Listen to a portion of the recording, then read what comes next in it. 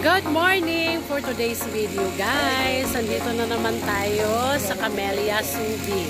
Ayan. So, samahan nyo ako. Model house, tour natin yung ating Greta model. Ayan. So, meron pa tayong mga available dito na lote for Greta model. And tingnan po natin ito. Pasukin po natin yung lote. So, let's go. Ito po yung Greta model natin.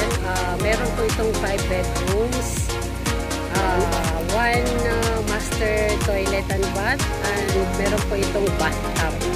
So, ayan guys. Let's go!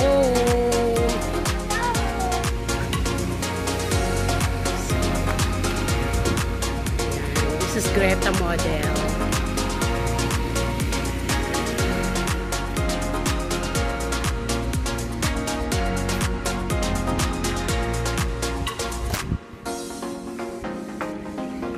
May batang nauna pa sa akin.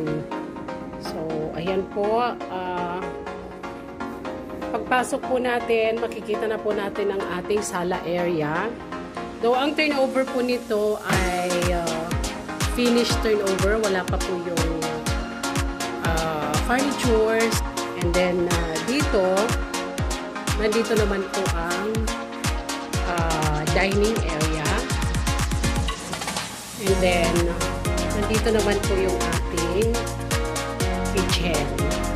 So, makikita nyo po dito na meron po tayong inilagay na island table. So, pwede mo po ito gayahin. Pero, pwede rin naman na may sarili kayong design.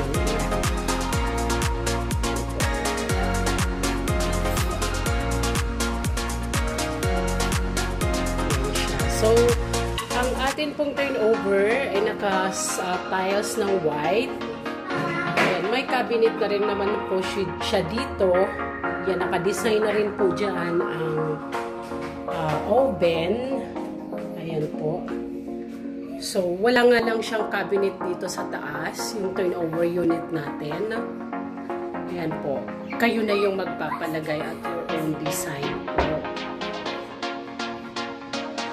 Yan. So, ang ganda, pero meron pang mas maganda dito kung may mga sarili pa kayong design, kung anong gusto nyo gawin sa kitchen po ninyo.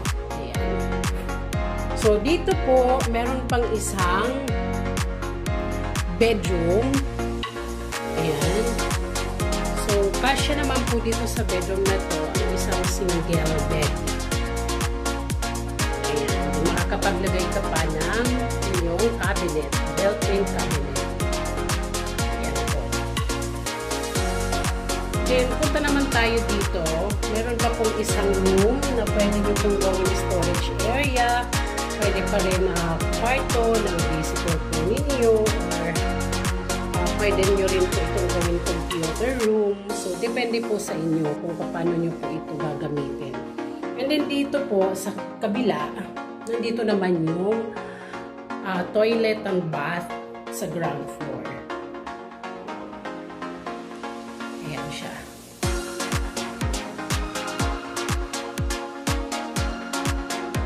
Ayan. So guys, punta naman tayo sa second floor.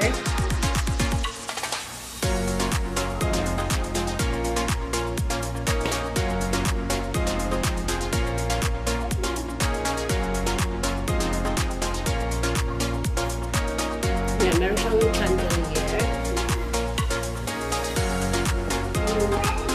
Ito po yung kanyang stairs. Ayan. So, akyat tayo. Ayan. So, pagbungad mo dito sa may stairs, pataas, makikita mo na kaagad yung ating common toilet and bath sa second floor. Siya.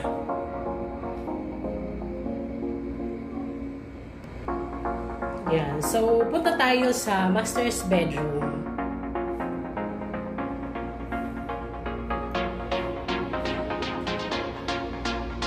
Yan. Let's go. Oh, wow.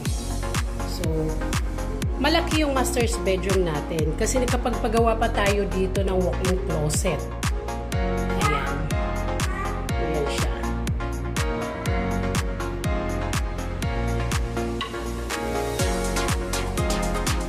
Ayan po. Tapos pwede nyo kung palagyan ng entertainment area or the TV, and then kung may video okay pa kayo dyan, and then ayan siya. So, ito po yung master's bedroom dito sa second floor. And then meron siyang mini balcony dito. Ayan siya. Ayan, mamaya titingnan po natin. Ipapakita ko po itong mini balcony sa inyo pag pumunta tayo sa balcony area. Yan. So, punta muna po tayo sa walk-in closet. Ayan. So, walk-in closet po ay hindi kasama. I-design lang po natin ito para makita po ninyo na pwede po tayo magpalagay ng walk-in closet. Ayan. So, ito po yung walk-in closet. Meron siyang maliit na table na pwede mo gamitin for makeup or something pag matutulog ka na, lalo na sa mga babae, medyo naglalagay pa tayo ng mga pampabeauty. Ayan.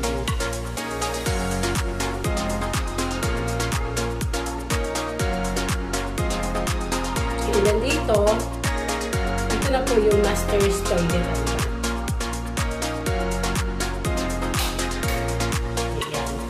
So, master's toilet and bath. Tapos, meron po siyang bathtub. Wow! So, diba? Ang ganda.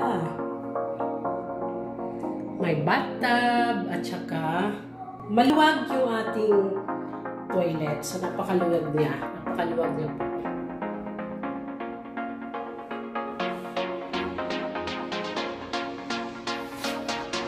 Ayan. So, balik naman tayo doon sa kabila.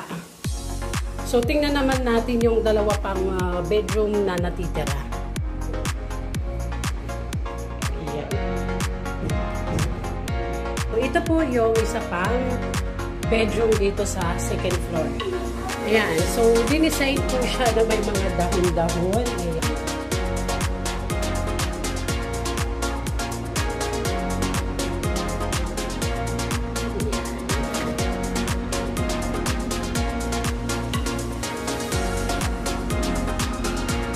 And then, punta naman tayo dito sa family area. Ito po pwede natin gawin din na bedroom. Pero dito po sa ating model unit, so pwede nyo po itong gawing bedroom din. Ayan. So, habang nag-cheese tayo, or nag-tutong-its, or nagmamadyong, ayan. So, kayo po, kung ano po yung gusto nyo gawin dito sa room na to. Ayan. So, ito pong room na ito ay dito po connected yung daan papunta sa ating balcony. Ayan.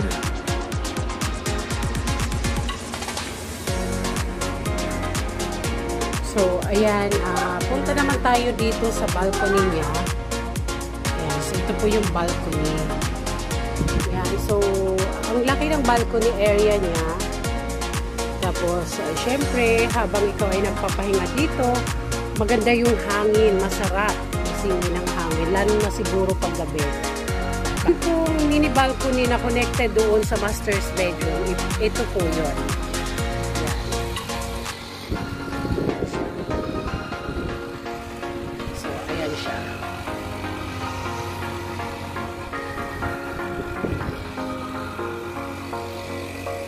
Ayan, matatanaw-tanaw mo yung kapitbahay mo. Tapos, wala kang makikitang magulo dito. Mga pakalat-kalat na kung ano-ano. Ayan, so, ayan po. Ayan, so let's go guys. Punta naman tayo sa parking area. Balik po tayo sa baba. Punta naman tayo sa ground floor ulit, and then tingnan po natin park area. Okay. So, may batang nakikigulo.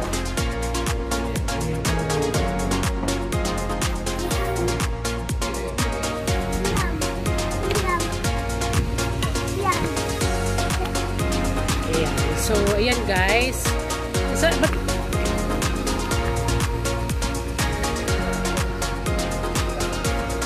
So, ito naman po yung parking area. Yan siya. Tapos, kung medyo malaki yung lote na makukuha nyo, may space pa kayo dyan para pag-gardenan.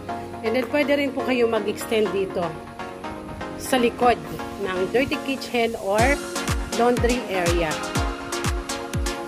Ayan. Ito naman tayo dito sa kabila. Yan. So, pag magpapabakod kayo, may space naman dito sa gilid na lote.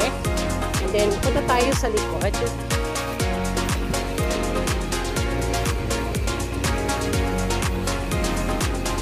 Yan. So, meron din siyang area dyan na bakante. May lote din siya na bakante na pwede mo rin yan i-improve. So,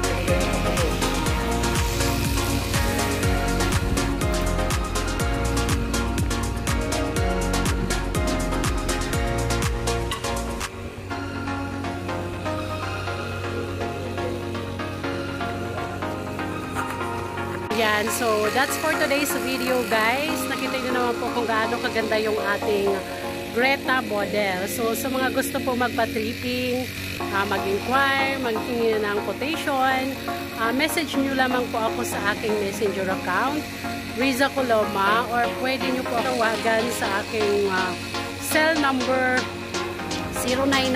0998-994-7713. Ayan. This is Riza Coloma po ulit. God bless and goodbye. Thank you for watching.